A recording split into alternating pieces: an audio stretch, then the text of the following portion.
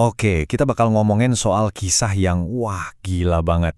Kisah tentang kebangkitan dan kejatuhan pendiri Uber, Travis Kalanick, yang diangkat dari buku Super Pumped. Ini cerita tentang gimana cara ngebangun raksasa teknologi dan gimana caranya kepribadian si pendiri itu sendiri yang justru hampir ngancurin semuanya dari dalam. Nah, kutipan ini pas banget. Ini bukan cerita sukses Silicon Valley yang biasa kita dengar, sama sekali bukan. Ini tuh sebuah peringatan. Peringatan tentang ambisi yang kebablasan, tentang kesuksesan yang bikin buta, dan ya, kejatuhan yang spektakuler.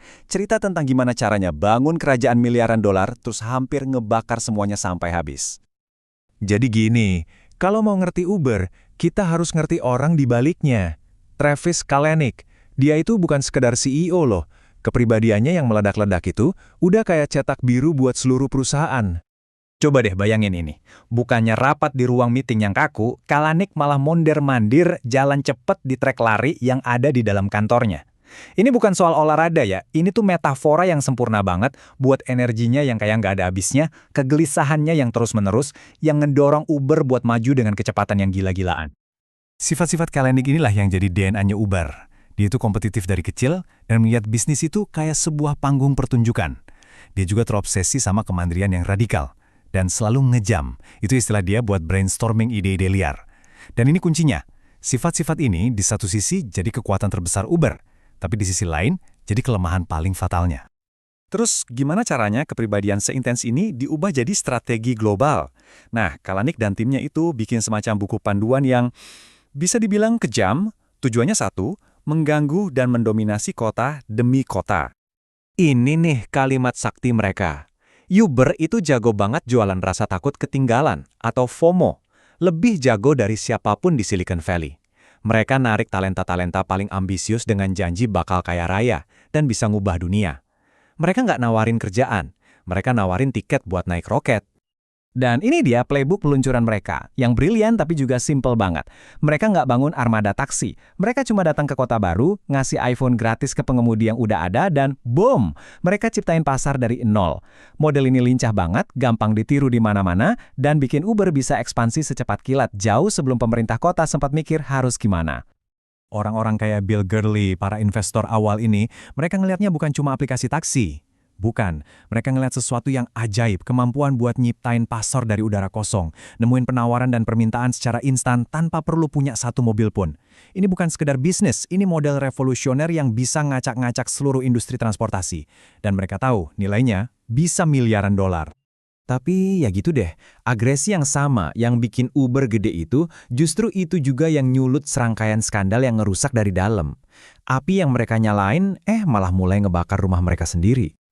Dan masalahnya itu mulai dari pucuk pimpinannya. Waktu seorang CEO secara terbuka ngasih julukan perusahaannya buber, gara-gara bikin dia populer di kalangan wanita, itu ngasih sinyal yang parah banget ke seluruh perusahaan. Ini tanda-tanda awal dari budaya misoginis dan beracun yang akhirnya bakal meledak. Terus, ada yang namanya grey ball. Ini bukan lagi sekedar ngelanggar aturan ya, levelnya udah beda. Ini tuh sengaja ngebangun software canggih buat nipu aparat pemerintah secara sistematis. Ini nunjukin sejauh mana Uber mau main di area abu-abu hukum demi mencapai tujuannya.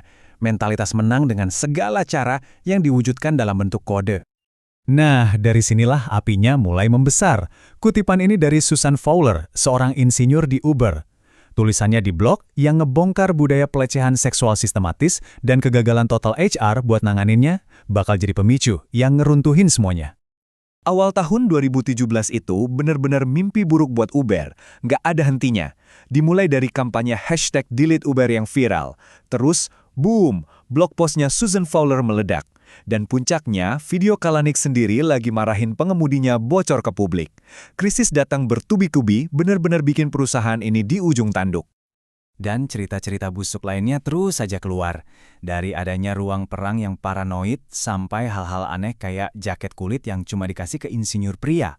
Puncaknya ada eksekutif yang ngancem bakal nyelidikin kehidupan pribadi jurnalis. Dulu kerja di Uber itu kayak sebuah kebanggaan. Sekarang rasanya malah kayak ngebawa huruf merah, tanda aib.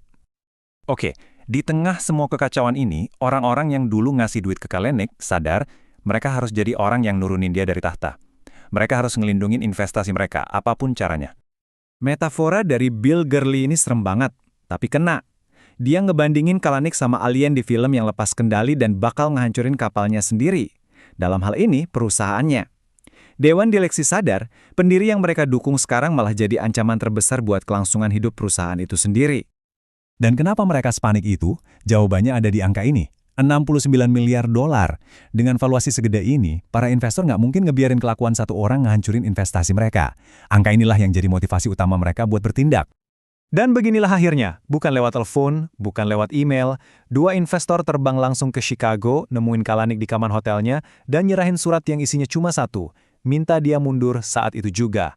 Sebuah konfrontasi dramatis yang jadi akhir dari era kekuasaan Kalanick. Oke, Kalanick udah pergi.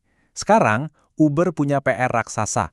Gimana caranya ngubah DNA sebuah perusahaan yang udah kadung nempel banget sama pendirinya yang kontroversial itu?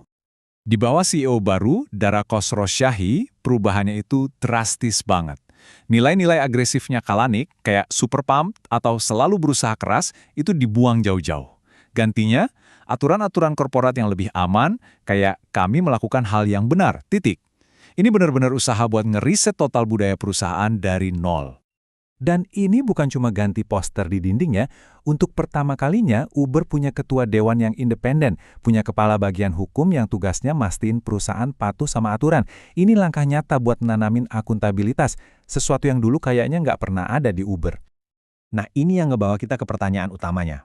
Uber udah ganti CEO, ganti nilai-nilai, ganti struktur. Tapi pertanyaannya, apa bisa semangat agresif dan mentalitas tabrak aturan yang ditanamkan Kalanick itu bener-bener dihapus? Atau jangan-jangan DNA seorang pendiri bakal selamanya tertanam di dalam perusahaan? Itulah pertanyaan yang masih menghantui Uber, dan mungkin banyak startup lain, sampai hari ini.